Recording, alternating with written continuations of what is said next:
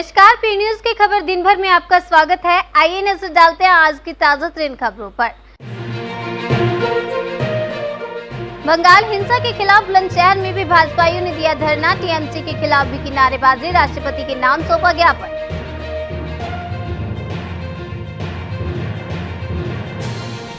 गुमला में पीएलएफआई के पूर्व सदस्य डेहरू राव की हत्या का हुआ खुलासा। हत्या में शामिल 4 लोग गिरफ्तार।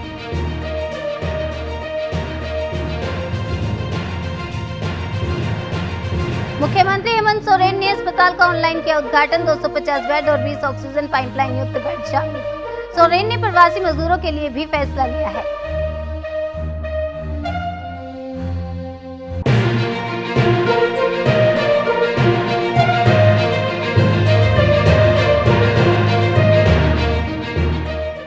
मुख्यमंत्री हेमंत सोरेन ने अस्पताल का ऑनलाइन उद्घाटन किया। इस वैश्विक महामारी के दौरान जिले के कोरोना संक्रमित मरीजों के बेहतर उपचार के लिए पूर्ण रूप से सरकारी कोविड अस्पताल तैयार है। मुख्यमंत्री हेमंत सोरेन ने कोडरमा में कोविड सरकारी अस्पताल में 250 बेड और 20 ऑक्सीजन पाइपलाइन युक्त बेड का ऑनलाइन उद्घाटन किया। वहीं मुख्यमंत्री हेमंत सोरेन ने प्रवासी मजदूरों के लिए फैसला लिया है। प्रवासी मजदूरों के राज्य में आते ही कोरोना जांच किया जाएगा। जो मजदूर नेगेटिव होंगे उन्हें आइसोलेशन में 7 दिनों तक रखा जाएगा। राज्य सरकार ने इसके लिए सभी डीसी को निर्देश दिए हैं। कई राज्यों में हुए लॉकडाउन के कारण प्रवासी मजदूर तेजी से वापस आ रहे हैं। सीएम हेमंत सोरेन ने ग्रामीण क्षेत्रों में संक्रमण का विस्तार न हो, इसलिए ये फैसला लिया है। राज्यवासियों की सुरक्षा के प्रति सरकार संवेदनशील है। प्रवासी श्रमिक बंधु साथ दें, जांच कराएं, कोरोना को हराएं। हारेगा कोरोना तो जीतेगा झारखंड। समर्पित किया जा रहा है। आज के इस उद्घाटन समारोह में हमारे साथ उपस्थित कोडरमा सांसद आदरणीय अन्नपूर्णा देवी जी, हमारे एमएलए अमित यादव जी, एमएलए नीरा यादव जी और साथ में उपस्थित हमारे जनप्रतिनिधि प्रधान शालिनी गुप्ता जी, यहाँ आज इस वीडियो कॉन्फ्रेंसिंग में उपस्थित जिले के सभी पदाधिकारीगण, आप सबका बहुत बहुत स्वागत करते हुए आप लोगों को बधाई देता हूं कि आज आप लोगों ने अथक प्रयास के बाद एक कदम और इस संक्रमण में जोड़ने का प्रयास किया है। 250 बेडेड की आज ये डेडिकेटेड अस्थायी कोविड सेंटर विधिवत रूप से उद्घाटन होने जा रहा है और कई कार्य भी अभी चल रहे हैं और आप सब लोगों को पता है इस वैश्विक महामारी में सर्वप्रथम आज के दिन में जो पूर्व का जो संक्रमण था और आज के संक्रमण में फर्क ये है कि ये बहुत तेजी से हमारे शरीर को नुकसान पहुंचा रहा है। इसमें सबसे पहले आवश्यकता, दवा से भी पहले आवश्यकता लोगों को ऑक्सीजन की पड़ रही है।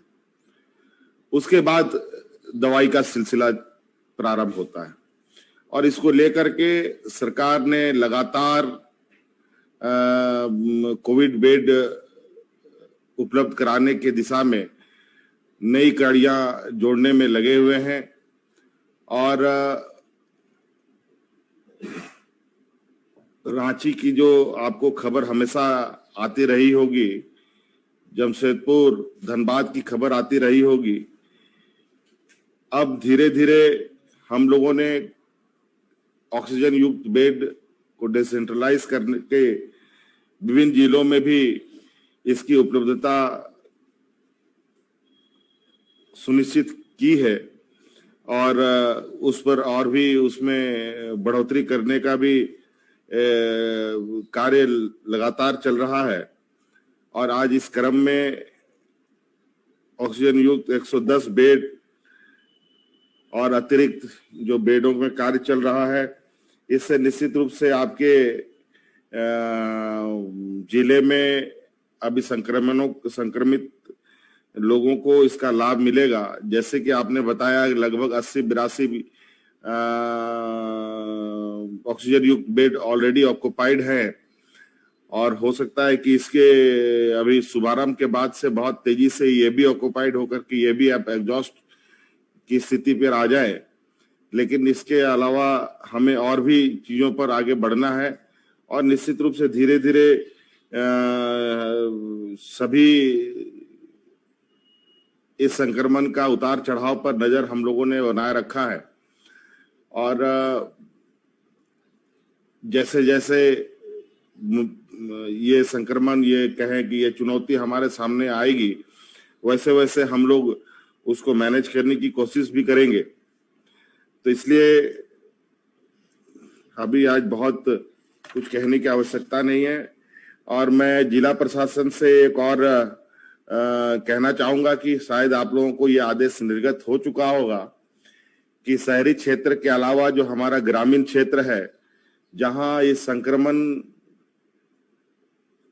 का जो पैर पसारने का जो वास्तविक स्थिति है लोगों की जानकारी के अभाव में लोग इस बात को समझ नहीं पा रहे हैं कि आज ये संक्रमण में ये सर्दी खांसी बुखार को ये लोग साधारण एक वायरल बीमारी समझ करके उसका नॉर्मल एहतियातन बरतते हैं और किसी किसी की गांव में मृत्यु भी हो रही है जो मुझे जानकारी मिल रही है। और शहरों में जिस तरीके से एक प्रोटोकॉल के तहत कोविड पेशेंट का अंत्येष्टि किया जाता है गांव में इस प्रोटोकॉल का पालन नहीं होता है क्योंकि वहां इस बात की जानकारी के अभाव है कि व्यक्ति की मौत किन वजहों से हुई है। तो मैं ये कहना चाहूंगा कि आप सभी लोग जिला प्रशासन आपके कोडरमा जिला में ग्रामीण क्षेत्र में कोई भी व्यक्ति या की मृत्यु होती है किसी परिवार में उसकी जानकारी मुखिया सरपंच ग्राम प्रधान इन लोगों को अपने नेटवर्क में जोड़े रखें और ताकि जहां लोग की मृत्यु होती है जिस गांव में मृत्यु होती है कम से कम मृतक परिवार के सभी लोगों की कोविड टेस्टिंग होना अति आवश्यक है और ये आपको करना पड़ेगा क्यों इससे ये पता चलेगा कि गांव में संक्रमण का जो पैर पसारने का स्थिति क्या है और पॉजिटिव होंगे तो आप निश्चित रूप से उस मृतक परिवार के घर को आइसोलेट करेंगे उसको उनके परिवार को क्वारंटाइन पे रखेंगे उनको हम लोग उस पर नजर रखी जाएगी उनकी मेडिकल सपोर्ट से लेकर के उनकी जो घर की आर्थिक स्थिति जो अनाज खाने को लेकर के उन सभी चीजों पर ध्यान रखा जाएगा। ये थोड़ा हम लोग की तरफ से डायरेक्शन आप लोगों को जा रहा है इसका आप लोग बिल्कुल कड़ाई से अनुपालन करें। ग्रामीण क्षेत्र को सुरक्षित रखना बहुत आवश्यक है। अगर उधर ज्यादा बड़े पैमाने पर ये संक्रमण फैलेगा तो फिर हम लोग बहुत कुछ करने की स्थिति फिर नहीं रहेंगे। तो इन्हीं सब बातों के साथ हम लोग आगे कार्यक्रम बढ़ाते हैं और आज पुनः मेरी ओर से सभी जनप्रतिनिधियों को बहुत बहुत शुभकामनाएं। अगली खबर के रुख करते हैं। अगली खबर बुलंदशहर से है। बंगाल हिंसा के खिलाफ बुलंदशहर में भी भाजपाइयों ने धरना दिया जिसके चलते राष्ट्रपति के नाम ज्ञापन सौंपा गया। कोविड-19 की गाइडलाइंस का ध्यान रखते हुए धरना दिया गया है। प्रदर्शनकारियों ने टीएमसी के खिलाफ भी नारेबाजी की। आज ज्ञापन देने दर्जनों भाजपा कार्यकर्ता बुलंदशहर कलेक्ट्रेट पहुंचे। बंगाल हिंसा की भाजपाइयों ने निंदा की है। भाजपाइयों ने कलेक्ट्रेट परिसर में धरना दिया। महामहिम राष्ट्रपति के नाम अतिरिक्त मजिस्ट्रेट को ज्ञापन सौंपा है। क्या नाम है आपका, कौन सी पार्टी से ताल्लुक रखते हैं और किस लिए आज कलेक्ट्रेट पहुंचे हैं? मैं आनंद चौधरी, ये नगर मंडल बुलंदशहर के सभी कार्यकर्ता हैं और बंगाल हिंसा के विरोध में जो वहाँ सेलेक्टिव किलिंग हो रही है उसने 1946 नोआखाली की याद दिला दी है, जो बंटवारे के समय देखने को मिला था।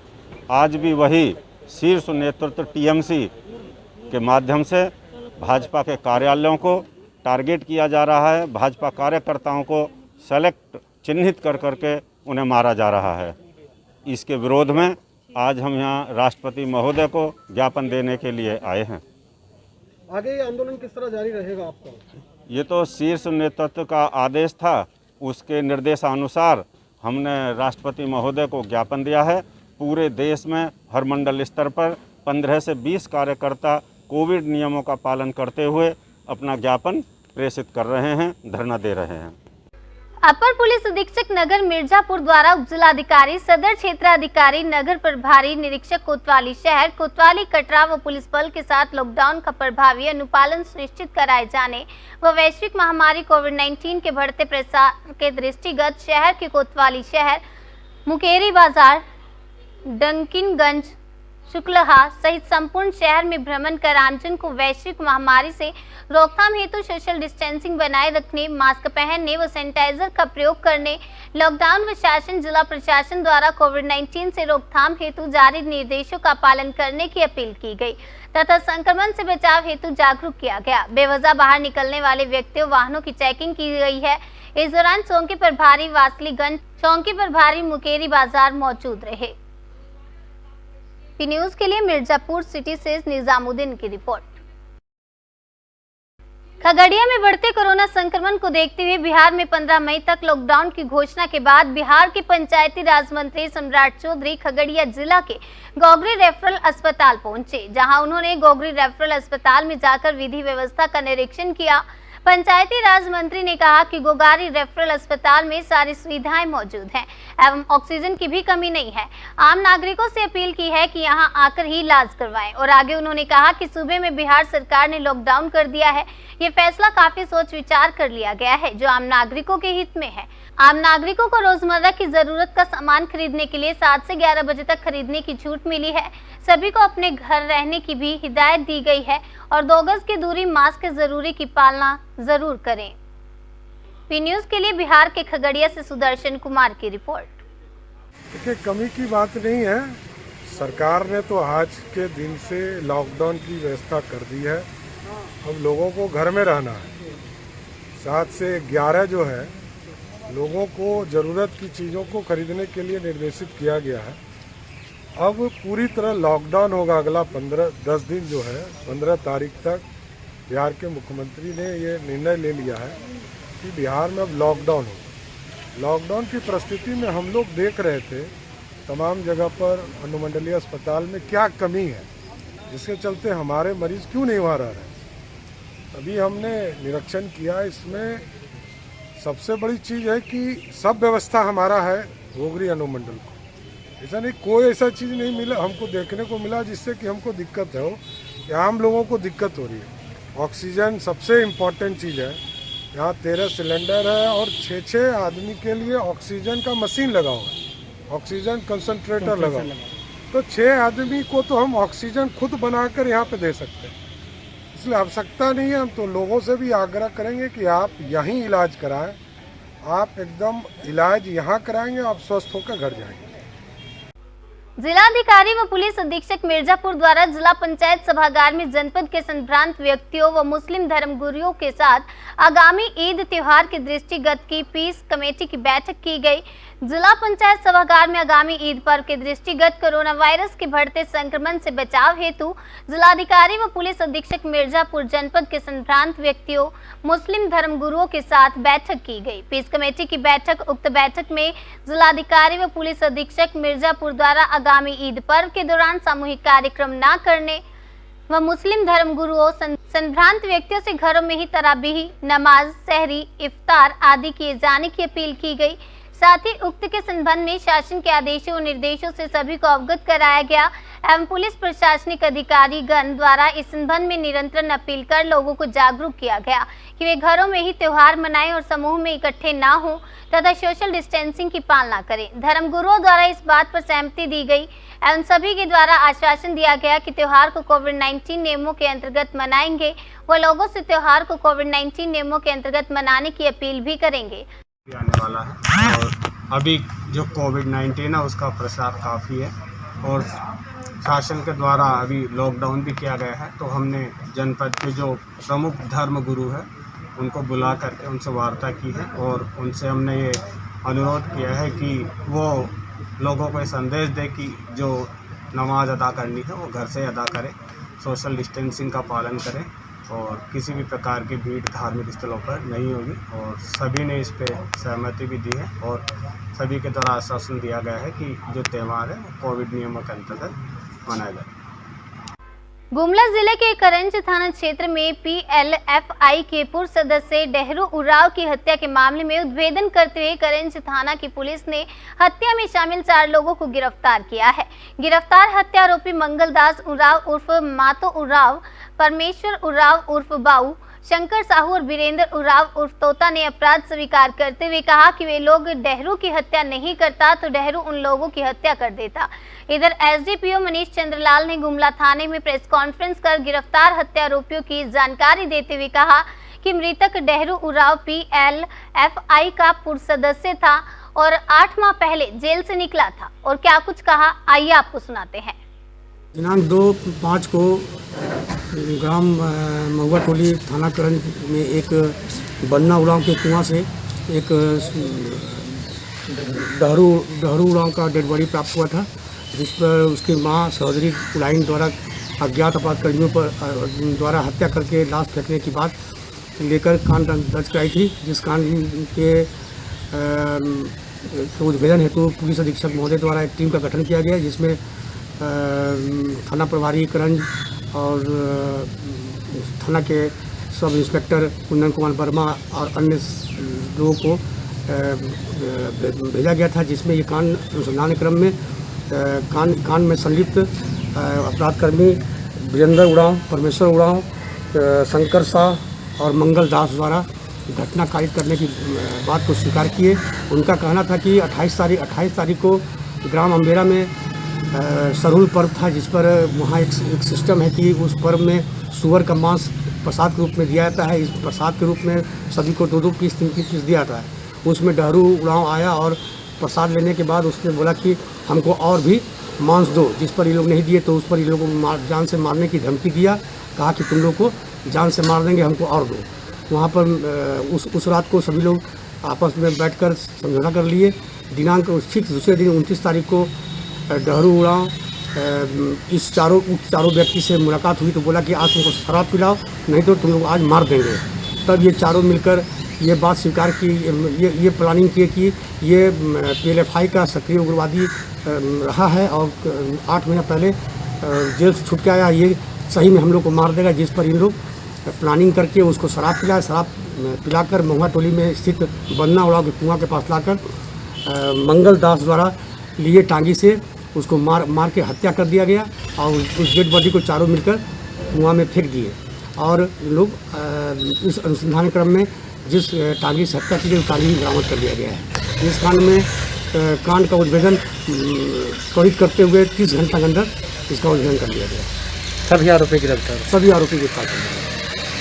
वक्त तो चले एक छोटे से ब्रेक का, कहीं जाइएगा नहीं, जल्द लौटेंगे बाकी की खबरों के साथ। अरे बबलू, लॉकडाउन खुलते ही टहलने निकल पड़े।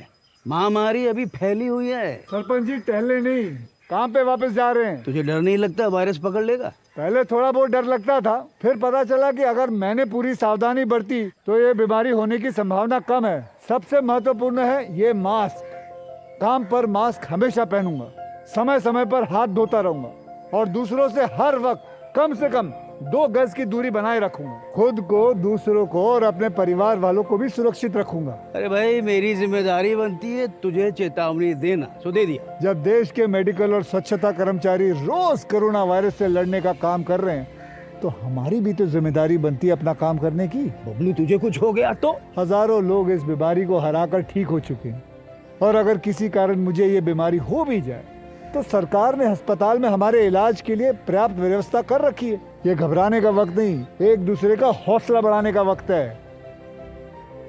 अरे ऐसे क्या देख रहा है? तू काम पे जाएगा, मैं नहीं जाऊंगा, नाक नहीं कट जाएगी मेरी। चलो मास्क। हाँ मास्क मास्क।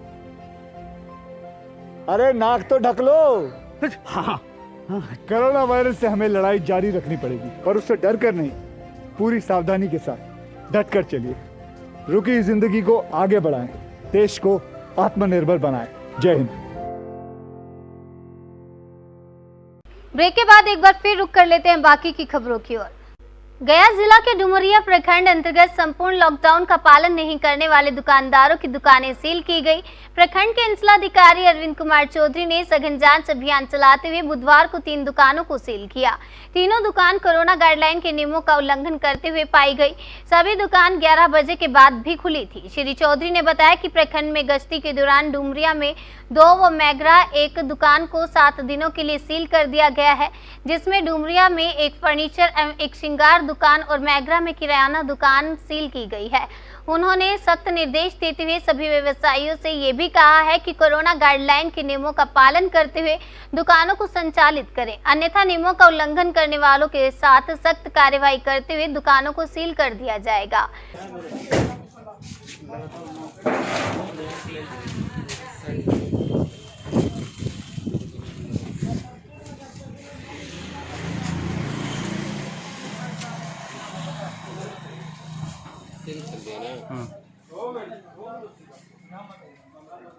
अगली खबर के रुख करते हैं। अगली खबर भी गया से है। गया जिले के डुमरिया प्रखंड के मैगरा थाना क्षेत्र के कालीदह ITI कॉलेज में इमामगंज विधानसभा स्तरीय कोरोना कोविड जांच व आइसोलेट केंद्र बनाया गया। बुधवार को निरीक्षण करने आए ADM अमरेश कुमार ने जानकारी दिया कि यह कोविड डेडिकेटेड सेंटर पूर्ण रूप से चालू हो गया है। यह 50 बेड कैपेसिटी वाला सेंटर बनाया गया, जिसमें 20 बेड ऑक्सीजन का है और 30 बेड संक्रमित पेशेंट के लिए है। इसमें महिलाओं के लिए भी सुचारू रूप से व्यवस्था है। इसमें सभी को शिफ्टिंग के हिसाब से ड्यूटी पर तैनात कर दिया गया है।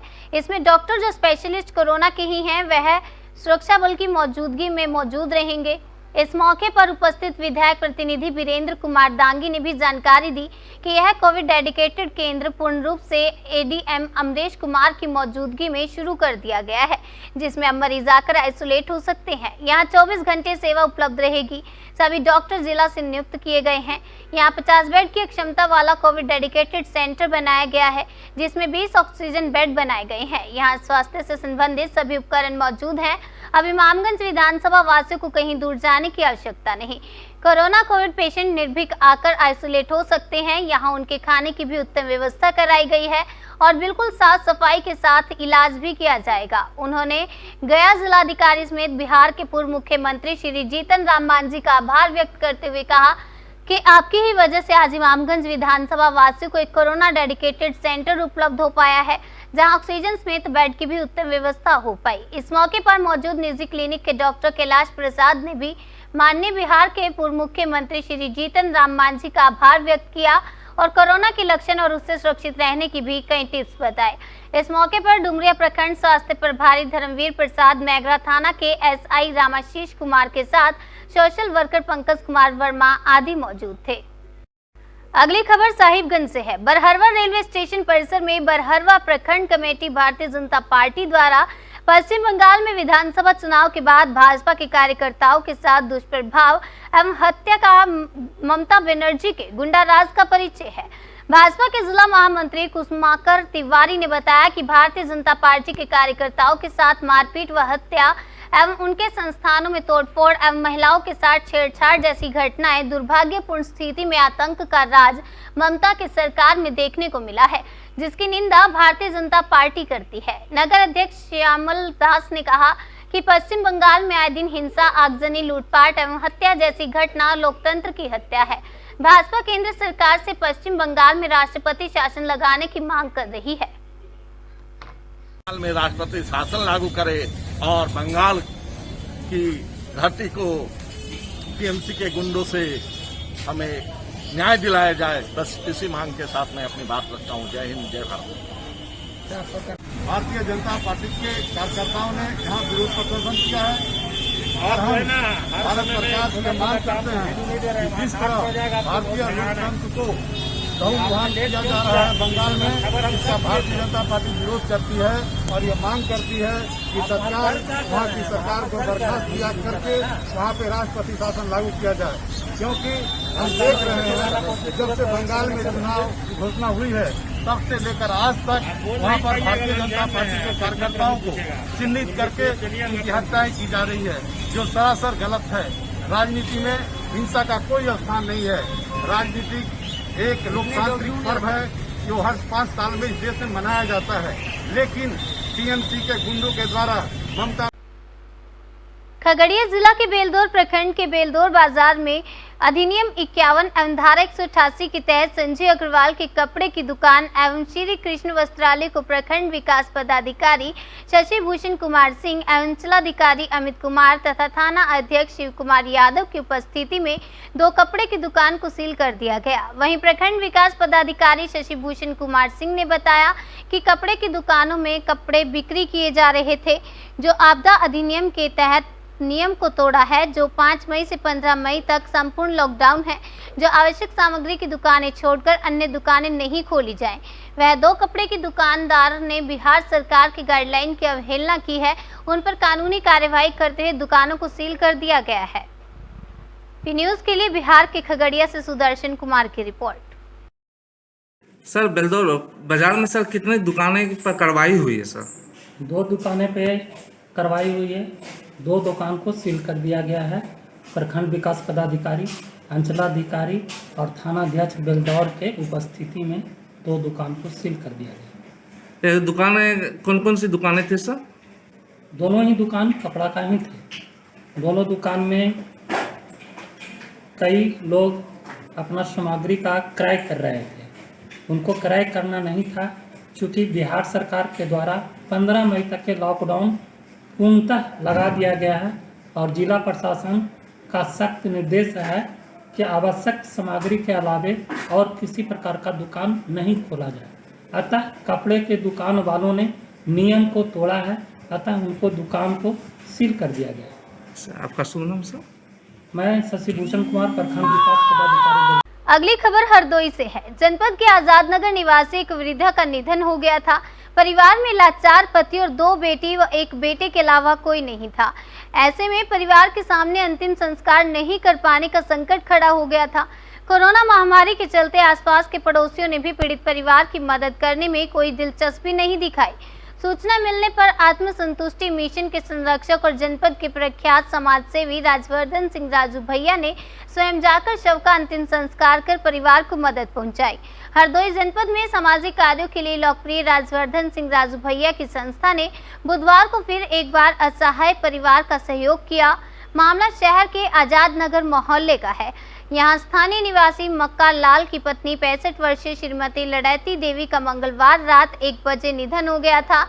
उक्त परिवार में लाचार पति मक्का लाल और उनके छोटे इकलौते बेटे अजीत कुमार व 2 बेटियों के अलावा कोई नहीं था, इसलिए आसपास के पड़ोसियों ने भी सहयोग करने में कोई दिलचस्पी नहीं दिखाई।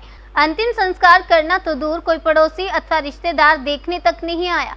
इसकी सूचना जनपद के लोकप्रिय समाजसेवी राजवर्धन सिंह राजू को मिली। उन्होंने तत्काल स्वयं पहुंचकर सर्वप्रथम अजीत की माता का शव घर से निकलवाया। उसके बाद शव वाहन बुलवाकर शव को श्रवण देवी मंदिर स्थित शमशान स्थल ले जाकर अंतिम संस्कार करवाया। लोकप्रिय समाजसेवी राजवर्धन सिंह राजू ने पीड़ित परिवार को ढांढस बंधाते हुए आगे भी सहयोग करने का भरोसा दिया। और आपकी माताजी की कैसे डेथ हुई है और कैसे आप लोगों ने अंतिम संस्कार? हमारे पिताजी पहले में वो पोस्टिंग थे और रात में हमारी माताजी की 1:04 पर डेथ हो गई। उसके बाद हमने रिश्तेदारों को फ़ोन करा। फ़ोन करने में सब लोग कहते रहे आ रहे हैं। इंतजार करते करते जब कोई नहीं आया तब फिर हमने सर को राजवर्धन सर को फ़ोन किया और फिर सर आए और सर ने कहा सारी व्यवस्था हम करेंगे, किसी को चिंता करने की कोई ज़रूरत नहीं। तो पड़ोसियों ने आपकी हेल्प की है? किसी ने कोई हेल्प नहीं करी, पर अगर हेल्प करी है तो वो करी है, राजवर्धन सर ने करी है। कितने घंटे से डेड बॉडी रखी हुई है आपको? डेड बॉडी रात के 1 बजे से एक रखी है। क्या नाम है आपका? सुमन। और क्या इनके रिश्तेदारों या आसपास के लोगों ने इनकी हेल्प की है? अगर नहीं तो क्या वजह थी? और देखिए, ये कोरोना का जो कार्यकाल चल रहा है, इस समय लोग अपनों की भी चिता को आग दे पाने में डरते हैं, क्योंकि ये महामारी का दौर चल रहा है। हमारे पास जैसे सूचना आई, हमको लोगों ने बताया कि आजाद नगर में एक परिवार में दुखद मृत्यु हो गई है, तो तत्काल प्रभाव से हम लोग वहां पहुंचे।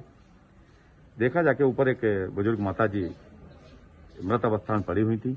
उनके पति पड़ोस में ही अचेत अवस्था में थे, मक्का लाल जी, जो पुलिस विभाग में एसआई रहे हैं, वो भी पड़े हुए थे, और उनकी 2 बेटियां जवान और 1 बेटा वहां पर बैठा हुआ था। चूंकि ये लोग अंदर से काफी डरे हुए, सहमे हुए हैं, अंतिम क्रियाक्रम करने में ये लोग घबराहट महसूस कर रहे थे, और बॉडी चूंकि छत पर रखी थी, इनके घर में 4 लोग नहीं थे जो उसको नीचे उतार पाते। तो हम लोगों ने जैसे वहां पहुंच के स्थिति को देखा तो थोड़ा असहज भी अपने को महसूस किया। मोहल्ले का एक भी व्यक्ति आने को नहीं तैयार, क्योंकि डर का माहौल, दहशत का माहौल, कोरोना का माहौल, एक भी नाते रिश्तेदार इनका नहीं आया। हम लोगों ने नैतिकता के आधार पर बॉडी को नीचे उतार के गाड़ी से ला के भी मुक्तिधाम सरवन देवी में हम खड़े इनका अंतिम क्रियाक्रम करने जा रहे हैं। भगवान की आत्मा को शांति दे। कोरोना के इस काल में हरदोई जनपद में हमारा मिशन आत्मसंतुष्टि लगातार ऐसे लोगों की सेवा के लिए संकल्पित भी कर रहा है, जिनका कोई नहीं, उनके हम लोग आसरा बन के काम करते हैं। खबरों में रुक कर लेते हैं बुलंदशहर की ओर। पंचायत चुनाव में लगे कर्मचारियों की कोरोना जांच के नाम पर खानापूर्ति की जा रही है। बिना एंटीजन किट के ही कर्मचारियों की कोरोना जांच की जा रही है। चुनाव ड्यूटी में लगे कर्मचारी जांच के लिए विकास भवन बुलाए गए थे। आपको बता दें, सरकारी मुलाजिम थर्मल स्क्रीनिंग के बाद ही वापस लौटे जा रहे हैं, जिसके चलते चुनाव ड्यूटी में लगे कर्मचारियों में आक्रोश नजर आया। तो वहीं स्वास्थ्य विभाग पर कर्मचारियों ने बगैर एंटीजन किट कोरोना जाँच का आरोप लगाया है। क्या नाम है आपका? अच्छा, आज आप यहाँ भारी तादाद में सरकारी कर्मचारी यहाँ जमा हुए हैं कोरोना टेस्ट कराने के लिए, क्या स्थिति है? कोरोना टेस्ट हुआ कि नहीं हुआ? व्हाट्सएप के माध्यम से सभी त्रिस्तरीय निर्वाचन चुनाव में जिन कर्मचारियों की ड्यूटी लगी थी, उनको ये सूचना दी गई है व्हाट्सएप के माध्यम से कि विकास भवन पर जाकर अपना सभी कोरोना टेस्ट कराएं, और वहाँ से एक किट मिलेगी, उसे आप अपने इलाज के उसमें प्रयोग कर सकते हैं। लेकिन यहाँ ऐसा कुछ भी नहीं है, सिर्फ टेम्परेचर नाप रहे हैं और अपने घर जाइए। तो उससे ज़्यादा बेहतर स्थिति ये है कि इतने लोगों को एक साथ बिना सैनिटाइज किए हुए ऑक्सीमीटर में उंगली लगाई जा रही है, क्या मतलब है उसका? अच्छा, कर ली गई है। अच्छा, मतलब एक ही ऑक्सीमीटर है सबका? और बीमार होंगे यहाँ तो टेम्परेचर और ऑक्सीजन मीटर से जाइए, घर पे जाइए बस अपने। अच्छा, खुद खरीद रखा है अपने पास। अच्छा, एंटीजन टेस्ट हुआ है कि नहीं? कुछ नहीं, बस टेम्परेचर नाप रहे हैं। टेम्परेचर नाप रहे हैं बस, और पल्स। क्या नाम है आपका और कौन से विभाग में तैनात हैं आप? मैं बेसिक शिक्षा विभाग में हूँ। जिस दिन सिलेक्शन से ड्यूटी करके आई हूँ, उस दिन से बुखार है मुझे। कल डाला है हॉस्पिटल में, इतनी भीड़ है यहाँ पे, सोचा कम भीड़ होगी, मैं यहाँ पर टेस्ट कराने के लिए आई हूँ। यहाँ पे ना किट है ना कुछ है। तो क्या दिक्कत आई है यहाँ? किट नहीं है यहाँ पर, टेस्ट हो रहा है ना कुछ हो रहा है। आप ऊपर से आए, अभी आपको पता नहीं है क्या सच्चाई है? आप फोटो खींच करके ऊपर आए, आपको पता नहीं है यहाँ पे क्या हो रहा है? नहीं, आप बताइए ना, मुझे तो आपके बताने से तो मुझे पता चलेगा। यहाँ पर एक भी टेस्ट नहीं हो रहा है। अच्छा, कितने देर हो गई आपको यहाँ आए हुए? मैं 12 बजे आ गई थी। अच्छा, 12 बजे से आपको बुलाया गया था कि आप खुद आई हैं? सूचना है यहाँ पर गई हुई है तभी आए हैं। अच्छा, तमाम टीचर्स का हो रहा है यहाँ? सभी डिपार्टमेंटों का, सरकारी लोगों का हो रहा है? सभी के लिए। गुमला जिला के चैनपुर प्रखंड के दानपुर निवासी अंतर्राष्ट्रीय महिला फुटबॉल खिलाड़ी सुधा अंकिता तिर्की ने कोरोना से जंग जीती। चैनपुर के दानपुर में रहने वाली सुधा अंकिता तिर्की कोरोना से जंग जीतकर पुनः वापस फुटबॉल अभ्यास में जुट गई हैं। बताते चले कि सुधा अंकिता तिर्की ने बताया कि गुमला में कोरोना जांच कराने पर मेरी कोरोना रिपोर्ट पॉजिटिव आई और मैं होम आइसोलेशन में थी और अपना हौसला खुद से बढ़ाते हुए घर पर ही रहकर डॉक्टरों के द्वारा दी गई दवा का नियमित रूप से उपयोग किया और लगभग 1 सप्ताह के बाद मेरी कोरोना रिपोर्ट पॉजिटिव आई और फिर मैंने घर पर ही रहकर फुटबॉल प्रैक्टिस करना शुरू कर दिया है। कहा कि जितने भी लोग कोरोना संक्रमण से जूझ रहे हैं वे डरे नहीं, सरकार के द्वारा दिए गए गाइडलाइन का पालना करें और मास्क और सैनिटाइजर का प्रयोग करें।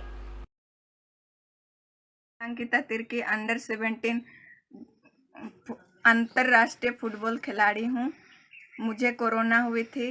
जब मैं गुमला में चेकअप के लिए गई थी तो पॉजिटिव हुई थी। उसके बाद में हम लोग घर आए। उसके बाद में जब हम लोग को उधर से ऑफिस तरफ से रिपोर्ट आई, उसके बाद में बोले कि दोबारा चेकअप के लिए जाना है। दोबारा चेकअप गई थी तो नेगेटिव हो गया। उसके बाद में मैं घर में रहकर अपना फुटबॉल अभ्यास कर रही हूँ। सभी कोई मास्क लगाएं और सभी कोई सेवा का अनुग्रह और मास्क और सैनिटाइजर का इस्तेमाल करें। मैनपुरी जिले में जिला पंचायत चुनाव में वार्ड संख्या 28 में जर्मन सिंह की जीत की सूचना मीडिया कर्मियों को मिली, जिस पर न्यूज़पेपर और चैनलों के माध्यम से जीत की खबर प्रकाशित की गई थी, जिस पर मैनपुरी सदर विधायक राजकुमार यादव और उनकी पत्नी वंदना यादव ने चुनाव में गड़बड़ी होने की बात कही थी। इस बात पर जिला अधिकारी महेंद्र बहादुर सिंह ने वार्ड संख्या 28 की रिकाउंटिंग कैमरों की निगरानी और अपनी मौजूदगी में कराई, जिसमें काउंटिंग के बाद वंदना यादव की 22 वोटों से जीत की घोषणा की गई और उनको जीत का प्रमाण पत्र भी दिया गया। वहीं निर्दलीय प्रत्याशी जर्मन सिंह के समर्थकों को इसकी सूचना मिलते ही काफी झटका लगा है, जबकि मैनपुरी जिला अध्यक्ष भारतीय जनता पार्टी के पंकज चौहान ने आरोप लगाया है रिकाउंटिंग में भी धांधली की गई है, क्योंकि पहले 1000 वोटों से जीत की बात कही जा रही थी। रिकाउंटिंग में 22 वोटों से जीत कैसे हुई? मैनपुरी जिले में सपा का बड़ा बोलबाला है। मैनपुरी जिले में चुनाव के पूरे सिस्टम समाजवादी पार्टी के विधायक और मंत्रियों ने कब्जा कर रखा है, इसलिए भारतीय जनता पार्टी के उम्मीदवार वार्ड संख्या 18, 24, 25, 29 में धांधली कर सपा प्रत्याशियों को जिताया गया है। जबकि जिला अध्यक्ष प्रदीप चौहान ने बताया कि हमारे प्रत्याशियों की जीत सुनिश्चित थी, मगर सपा के दबंग विधायक और मंत्रियों ने चुनाव सिस्टम को ही पूरे तरीके से दबाव में लेकर नतीजे ही बदलवा दिए और जीते हुए प्रत्याशी जर्मन सिंह को हार का मुंह देखना पड़ा। उन्होंने ये भी आरोप लगाया है चुनाव के दौरान सपा नेता एमएलसी अरविंद यादव करहल में वोटिंग के दौरान एक मतदान केंद्र पर 3 घंटे तक क्या करते रहे, जिसकी शिकायत उप जिला अधिकारी और जिले के संबंधित अधिकारी से शिकायत की गई और उनकी कोई सुनवाई भी नहीं की गई। इससे ये साबित होता है चुनाव को पूरी तरीके से समाजवादी पार्टी के कब्जे में रहा है। उन्होंने बताया कि इस तरीके से यह लोकतंत्र की हत्या है, जो चुनाव आयोग चुनाव निष्पक्ष मैनपुरी में चुनाव आयोग नहीं करा पाया। जबकि वार्ड नंबर 27 से डॉक्टर सुमन यादव पूर्व जिला पंचायत अध्यक्ष मैनपुरी ने भी जिला अधिकारी को लिखित शिकायत दी गई। उनके वार्ड संख्या 27 में वोटों की काउंटिंग के दौरान आरओ और एआरओ ने भी मिलीभगत कर जबरदस्ती मुझे हरा दिया है और विनीता शाक्य की जीत घोषित कर दी गई। इस संबंध में जिलाधिकारी को 4 मई को प्रार्थना पत्र देने गई थी। डॉक्टर सुमन यादव ने बताया कि जिलाधिकारी ने ये कहकर लौटा दिया कि अब उनको जीत का प्रमाण पत्र दे दिया गया है, अब कुछ नहीं हो सकता। प्रत्याशी सुमन यादव ने बताया वह गिनती में 320 वोटों से आगे चल रही थी। लंच के दौरान एकदम नतीजे ही बदल गए। उन्होंने काउंटिंग के दौरान गड़बड़ी होने की बात कही और बताया सपा का जिले में बड़ा बोलबाला है। मैनपुरी जिले में वोटिंग के दौरान करहल के नथु सिंह महाविद्यालय में सपा नेता एमएलसी अरविंद यादव ने मतदान केंद्र पर ड्यूटी कर रहे कर्मचारियों को भी हड़काया। नाम है आपका? मैम सुमन यादव। अच्छा, कहाँ से आप प्रत्याशी हैं? जागीर 27 नंबर वार्ड। अच्छा, आज कलेक्टेड आए हैं, क्या समस्या आ रही है? आज कलेक्टेड आए थे हम लोग डीएम साहब से मिलने। अच्छा।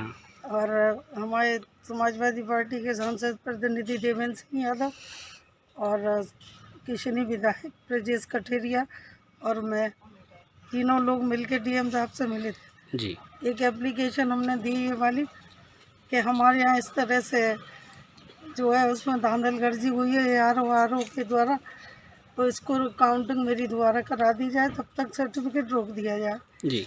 मेरा डीएम साहब ने मेरा लेटर नहीं लिया और ये कहा कुछ नहीं हो सकता रिकाउंटिंग के आदेश जी। कल भी आप आए थे जिलाधिकारी से मिलने का प्रयास किया, तो क्या बात हुई, क्या मिलना हो पाया कि नहीं हो पाया आपका? नहीं, कल मिल लिए थे, कल ही बात हुई थी ये। आज तो मेरी फ़ोन पे बात हुई थी डीएम साहब से। तो प्रमाण पत्र किसको दिया गया है, जारी हो चुका है प्रमाण पत्र, ऐसा है क्या? तो मुझे जानकारी नहीं है जी। डीएम साहब कहते हैं कि प्रमाण पत्र दे दिया। अच्छा। इसलिए अब कुछ नहीं हो सकता। उनसे कहूँगा इस तरह के धनवान लोग, इस तरह के जो विधायक हैं, अगर पूरी व्यवस्था का अपहरण कर लेंगे तो ये पंचायती व्यवस्था है, ये कलंकित हो जाएगी। लोकतंत्र की हत्या मैंने दिन में भी कहा था कल और आज भी कह रहा हूँ, ये पुनर्मतगणना भी फेयर नहीं हुई है, नहीं हुई है, नहीं हुई। That's all. मैं यही कहूँगा, आप लोग लोकतंत्र के चौथे स्तंभ हैं। मैनपुरी में जिस तरह से समाजवादी पार्टी ने पूरी व्यवस्था पे कब्जा करके रखा है, मेरी और भी सीटें, मेरी 18 number seat 29 number seat, 24-25 number seat. आखिर समाजवादी पार्टी के MLC जिस दिन मतगणना हो रही थी उसके भोर में वहां करहल के मतदान केंद्र पर 3 घंटे क्यों बैठे रहे? उन्होंने मतदान कर्मियों को धमकाया कि हम 6 महीने बाद सत्ता में आने वाले हैं, 1 साल बाद सत्ता में आने वाले, तुमको देख लेंगे। SDM से मैंने बात की, मैंने कि इनको यहाँ से निकालिए। SDM ने कहा आप ही बात कर लीजिए। मैंने DM से बात की, CDO से बात की, बहुत देर में संपर्क हो पाया। 3 घंटे वहाँ बैठे रहे। 24 नंबर 25 नंबर के वार्ड के प्रत्याशियों का परिणाम उन्होंने बदलवा दिया वहाँ पर। इस तरह से जो समाजवादी पार्टी, चूंकि यहाँ सांसद उनके हैं, विधायक उनके हैं, हम लोग सत्ता में होकर भी यहाँ विपक्ष जैसी भूमिका में रहते हैं। चुनाव आयोग निश्चित रूप से मैनपुरी में निष्पक्ष चुनाव कराने में बिल्कुल फेल साबित हुआ। जहाँ हमारे प्रत्याशी थोड़े प्रभावशाली थे, जहाँ उन्हें लगा कि हम अड़ सकते, लड़ सकते, वहाँ मुश्किल से वो 8 सीटों पर विजय प्राप्त कर पाए हैं। 4-5 सीटें हमारी केवल ये चुनावी मशीनरी ने हरा दी। मुझे धिक्कार ऐसी मशीनरी पर, ऐसे चुनाव आए। देखिए, पुनर्मतगणना का निर्णय इसमें लिया गया है जिला निर्वाचन अधिकारी द्वारा, तो ये प्रोसेस ट्रांसपेरेंट हो, फेयर हो, ये ऑब्जर्व करने के लिए हम यहाँ तो अभी तक जो अरेंजमेंट्स किए गए हैं दे आर सेटिस्फैक्टरी और ठीक चल रहा है। शुरुआत में भी एक बार निरीक्षण किया था, अभी भी करना तो जो व्यवस्थाएँ की गई हैं अभी तक की व्यवस्थाओं की बात करें तो जो बताया जा रहा है 10 टेबलें लगाई गई हैं जिसमें पर्याप्त संख्या में कार्य रखे गए हैं और अगर ये दूसरी पाली में जाता है तो रिजर्व कार्मिक को भी रखे गए हैं।